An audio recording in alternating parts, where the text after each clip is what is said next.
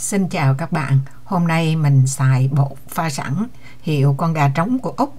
Công thức thì họ có sẵn trên bột, nhưng mà họ xài quá là nhiều đường, họ cho là 100g, còn mình thì chỉ xài 50g là mình thấy nó ngọt rồi.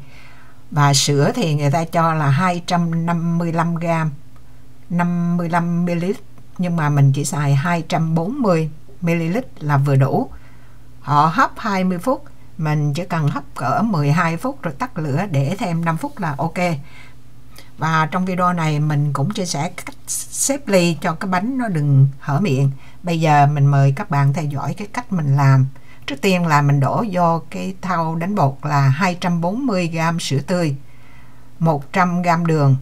Cái phần này mình đã nói, bạn có thể giảm đường tùy ý các bạn. Đây là cái bao bột bánh hiệu Con Gà Trống, 397g. Mình sẽ lấy ra bớt 2g, không phải 2 muỗng canh để làm bột áo.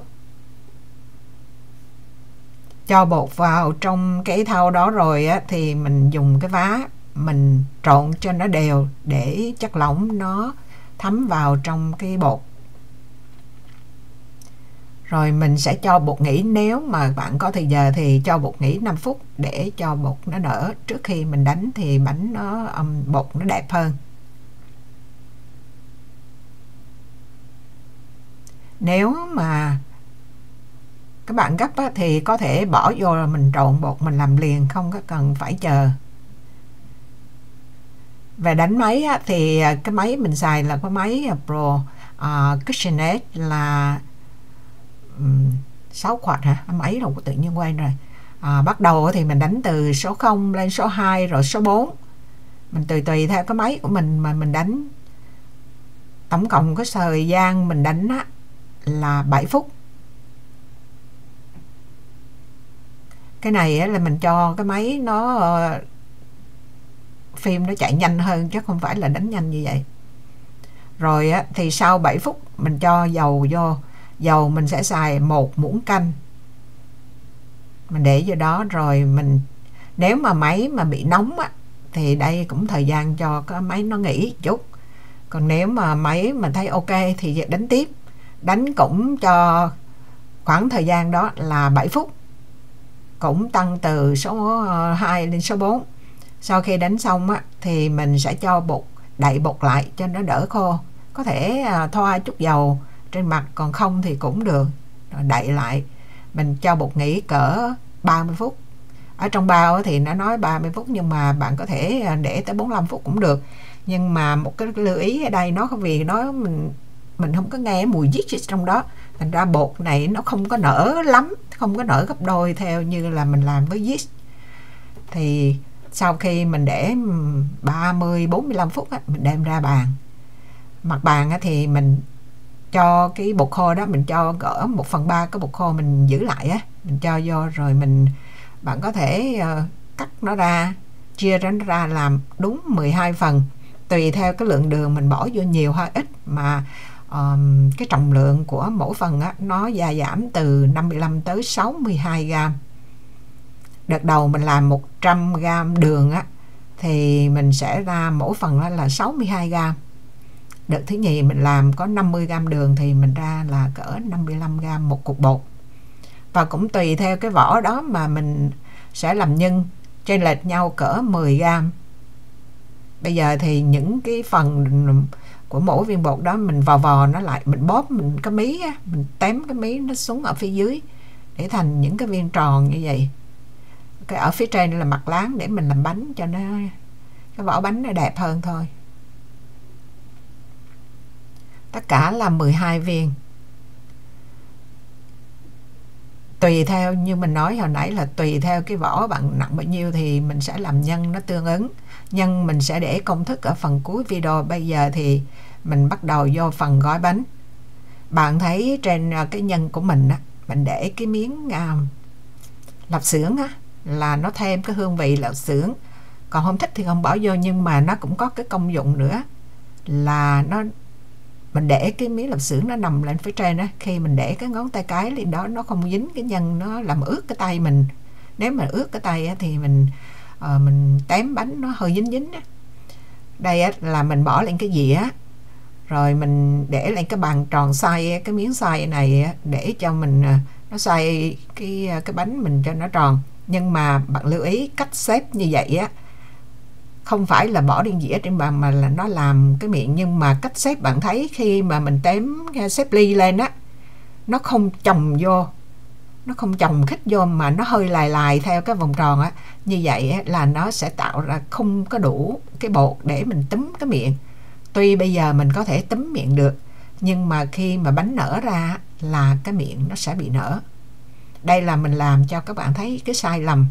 Đây này, bây giờ thì thấy nó cũng ok hả, nhưng mà khi mà chín rồi, nở bánh ra rồi thì nó sẽ bị nở cái miệng ra. Và cái cách này thì không bị hở miệng, không phải là vì mình bỏ vô cái chén mà nó không hở. Cái chén này mình bỏ vô là thay vì mình bỏ vô cái lòng bàn tay ủng xuống á, mình bỏ vô cái chén cho nó đều, nó cũng không có mất thời gian gì mà nó tiện á. Mình bỏ vô cái là bây giờ bạn thấy mình bóp nó song song kìa, ly này xếp chồng thẳng lên trên cái ly khác, mỗi cái xếp bạn thấy nó nằm chứ không có nằm lài lài như hồi nãy. Mình lài hồi nãy là mình đi nguyên cả cái vòng miệng, làm vậy là thiếu. Còn mình làm như trên màn hình đó là bạn thấy nó che luôn cái miệng, cái vỏ bánh lại rồi đó. Bây giờ mình phải đi xoắn thêm một vòng nữa để mà cái bột nó sắn lại đó. Cách này là không cách gì mà nó bị hở mồm hở miệng nữa. Cái bột này lần đầu tiên mình làm cái ly xếp hôm nay mình xếp nhiều ly, thường thường mình xếp 8 ly hay 10 ly, nhưng mà lần này mình xếp mà là tới có nhiều cái 16 18 ly. Và bánh thì cái vỏ bánh cũng giống như các loại bột tự pha chế đó, là mình cán cái biên nó mỏng hơn, rồi ở giữa thì nó dày hơn, đơn giản vậy thôi. Còn mình chỉ chú ý cái phần các bạn xếp ly sau cái bánh cho nó đẹp, với lại cho nó không có bị hở cái miệng, hở cái mồm đó. Thấy không, dễ thương không? Mình lấy cái, tại vì nó ở dưới nó chặt bẹt thì mình xài cái dao cắt bột mình để đẩy nó tém nó vô.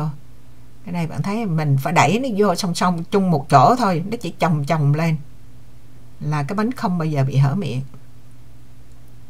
Chồng nó vô đó. Còn chút cái này thì cũng hơi bị thiếu bột chút. Bạn thấy nó vậy là nó chắc chắn là không bao giờ bị. Cái bột mua này họ pha mình đập lên đó và mình nghe cái mùi ngửi là mình nghĩ có baking powder không á. Nhìn cái bánh ngửi mà cái bột nó pha sao mà trắng bóc à. Chứ mình tự mình pha là nó khó trắng. Mình thấy mình pha nhiều tinh bột vô nữa không trắng. Thì cách nấu á, mình nói đến cách nấu thì mình phải lót cái này là mình hấp trước 8 cái, còn 4 cái thì mình sẽ chiên. Quan trọng hôm nay là mình để chiên, nhưng mà cách hấp thì mình cho ở dưới là cỡ 1 muỗng canh giấm, rồi mình để nước lạnh, mình hấp từ nước lạnh cho tới nước nóng á, là nó cũng đủ nở cái bánh rồi, không cần để ủ bánh nha.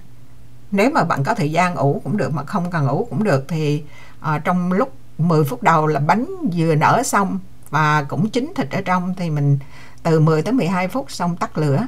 Mình tắt lửa rồi á thì mình để lại 5 phút trên bếp, cũng nguyên trên bếp, và đậy nắp. Bây giờ thì tại vì cái khuôn của mình á, cái sửng của mình á, không phải là cái sửng mà bữa nay mình hấp ở trong cái chảo á, thì mình chỉ được cái 8 cái còn 4 cái nó dư thì sẵn đó mình làm như là một công thức mới. Bây giờ mình cho vô cỡ nửa tới 1 muỗng cà phê, mình quét cho đầy ở dưới cái đáy chảo rồi á, thì mình móc nó lên, mình quét cái dầu chung quanh cái bánh luôn. Mình quét đó để nó giữ lại cái hơi nước, nó không có bị khô bánh á. Rồi á thì mình sẽ chiên bánh, chiên cái kiểu mà là mình chỉ để lửa trung bình, lửa nóng quá cháy cho đợt đầu mình làm nó bị cháy. Thì khi mình nghe có mùi thơm, mùi bánh chiên á, mình nghe mùi thơm là mình biết ở dưới nó hơi xém vàng rồi. Bạn đừng có để lâu nghe, là nó cháy đen thui luôn á. Rồi cái là mình bỏ nó vô là 2 vá, đó là tương đương với 120 ml nước. Mà nước đó là nước sôi, nước hồi nãy mình hấp bánh á, nước sôi mình bỏ vô, nước hấp bánh trong đó cũng có tí giấm rồi, ok, bỏ vô. Rồi á, thì mình vặn lửa xuống cho nó cứ riu nó sôi như vậy, nó đủ hơi nước mà mình hấp cho trong vòng 10 phút là phải đủ nước cho nó hấp. Nếu mà nó thiếu nước á, bạn phải bỏ thêm vô. Mà còn nếu nó mà dư nước á thì sau 10 phút bạn phải đổ bớt nước ra.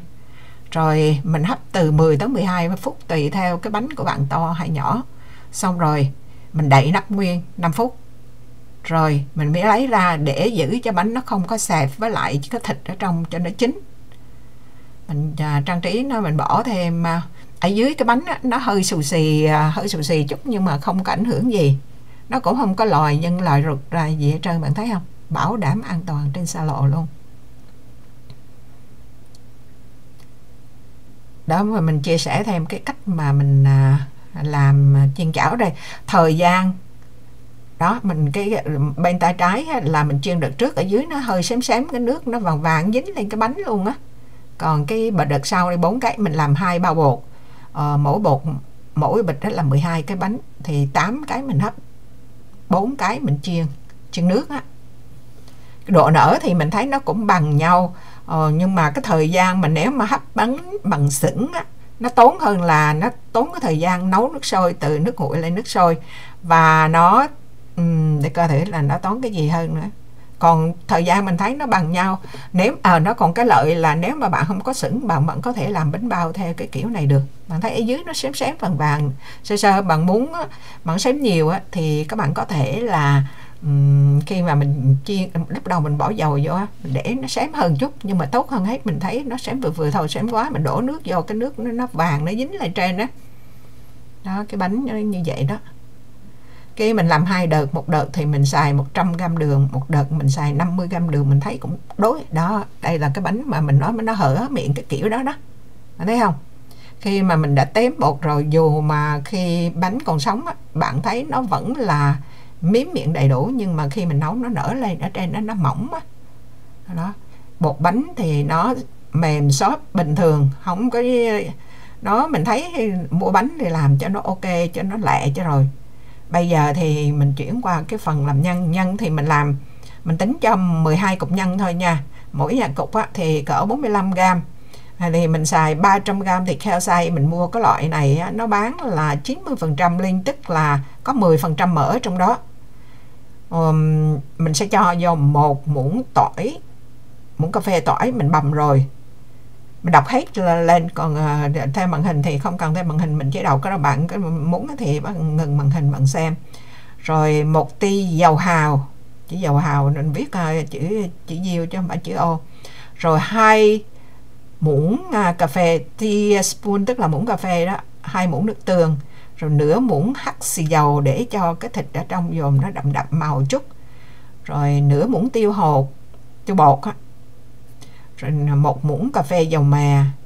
Mình có cái rượu mirin này, bạn bỏ rượu đi vô rồi thì nó với thịt những cái món này mình thấy nó rất hợp. Nếu mà bạn không thích hoặc là không có này á, thì bạn có thể thay bằng rượu trắng hay là cái gì á, tùy, còn không có cũng được, bỏ những cái ướp khác.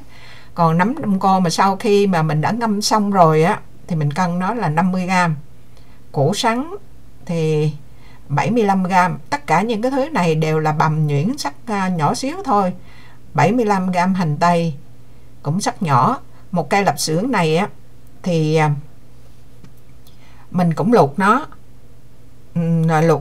nước vừa lúc cái miếng cái cây lạp xưởng thôi, rồi mình luộc nó, mình trở cho nó đều, lăn cho chung quanh hết, rồi đến khi khô nước rồi mình để nó khô, nó ra mỡ tí xíu là ok.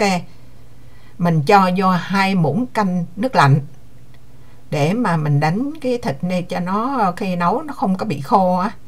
Rồi thì đường, bột ngọt, bột nêm. Ngay bây giờ bạn thích thì cứ bỏ vô, ớt bột hay là bất cứ cái gì bạn thích thì cứ bỏ vô. Đây là nấm như mình nói hồi nãy, tức công thức này là mình làm trong 1 bịch bột, nhưng mà trên màn hình á cái thành phần nguyên liệu đó là cho 2 bịch bột, thành ra mình chỉ cho bạn cái công thức 12 cái bánh, tức là mình chia nửa cái này ra. Ở trên màn hình là công thức của 1 bịch bột, hãy nhớ nha. Rồi cái này mình sắc ra, bạn sắc ra dài mỏng tùy theo của bạn. Nhưng mà một cái thì mình để dưới, khi mà ra cái cục nhân á, một cái mình để phía dưới, rồi một cái mình để phía trên, để cho cái tay mình, như hồi nãy bạn xây lại cái video bạn sẽ coi là khi mình bóp á, mình có một cái miếng lạp xưởng nằm phía trên cái ngón tay cái của mình, khỏi dính vô trong miếng thịt thôi. Đó, bây giờ vò viên lại 45-50g tùy theo các bạn nêm nếm thêm cái gì á, cũng khoảng đó thôi. Nhưng mà giữa cái bột với lại giữa bột vỏ với lại nhân á, thì nó nên cách nhau cỡ 10g để cho mình dễ mình kéo cái miệng, chứ nếu mà nhân bự quá thì làm nó khó. Chỉ có vậy thôi à. Đây, bây giờ thì mình mời các bạn theo dõi đây là cái chảo mình chiên nó lúc đầu á, cái mẻ thứ nhất á. Còn đây là mình bắt bánh, mình dư cái cục ở trên á, là bánh này không bao giờ mà bị nứt mà mặt hết á. Mình xếp ly nó cũng hơi nhiều hơn. Ít bữa mình sẽ làm mình xếp ly cỡ 30-40 cái ly mịn á, nhìn cái bánh nó hay lắm. Đó, đây là những cách xếp ly mà ở phía trên á. Trong đó có một cái bánh mà nó thiếu bột ở trên đó, thì khi nấu xong là nó cũng sẽ bị nứt một tí. Đây là lần chiên thứ nhì, hình như là perfect luôn, cái lần thứ nhì là ok hết rồi. Chỉ có vậy thôi. Cảm ơn các bạn đã theo dõi, hẹn gặp lại các bạn trong những video kế tiếp. Bye bye.